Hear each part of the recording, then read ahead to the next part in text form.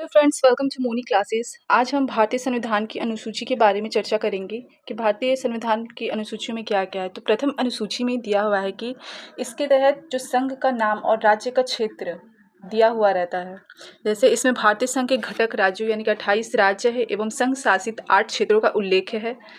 और द्वितीय अनुसूची में इसमें भारतीय राज्य व्यवस्था के विभिन्न पदाधिकारियों जैसे कि राष्ट्रपति, राज्यपाल, लोकसभा के अध्यक्ष और उपाध्यक्ष, राज्यसभा के सभापति और उपसभापति, विधानसभा के अध्यक्ष और उप अध्यक्ष, विधान परिषद के सभापति एवं उपसभापति, उच्च न्यायालय और उच्च न्यायालयों के न्यायाधीशों और भारत के नियंत्रक, महालेखा परीक्षक आदि को प्राप्त होने वाले वेतन, भत्ते और पेंशन आदि का उल्लेख किया गया है।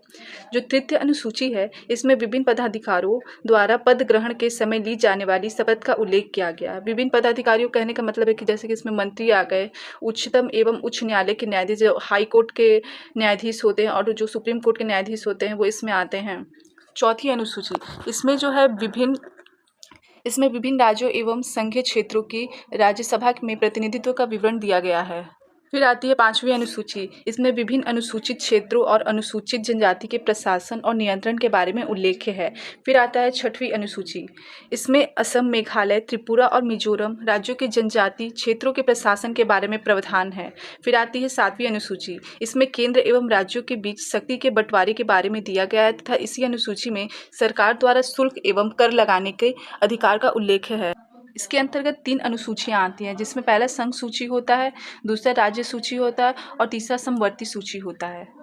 फिर आती है 8वीं अनुसूची। इसमें भारत की 22 भाषाओं का उल्लेख किया गया है और इसमें मूल रूप से 8वीं अनुसूची में जो 14 भाषाएं थी उसको 1967 ईस्वी में जो 21वां संशोधन हुआ था उसमें सिंधी को, और 1992 में 71वां संशोधन जो हुआ था उसमें कोंकणी, मणिपुरी तथा नेपाली को, और 2003 में जो 92वां संशोधन हुआ था उसमें मैथिली, संथाली, डोंगरी एवं बोडो को 8वीं अनुसूची में शामिल किया गया है।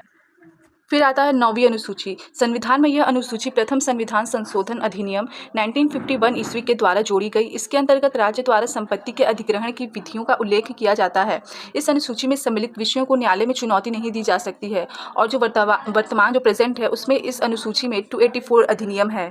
फिर आती है 10वीं अनुसूची। यह संविधान में 52वें संशोधन यानी कि 1985 ईस्वी के द्वारा जोड़ी गई है और इसमें दल बदल से संबंधित प्रावधान का उल्लेख है। फिर आती है 11वीं अनुसूची। यह अनुसूची संविधान में 73वें संवैधानिक संशोधन के द्वारा जोड़ी गई है और इसमें पंचायती राज संस्थाओं को कार्य करने के लिए 29 विषय प्रदान किए गए हैं। ये जो लाइन इंपॉर्टेंट है।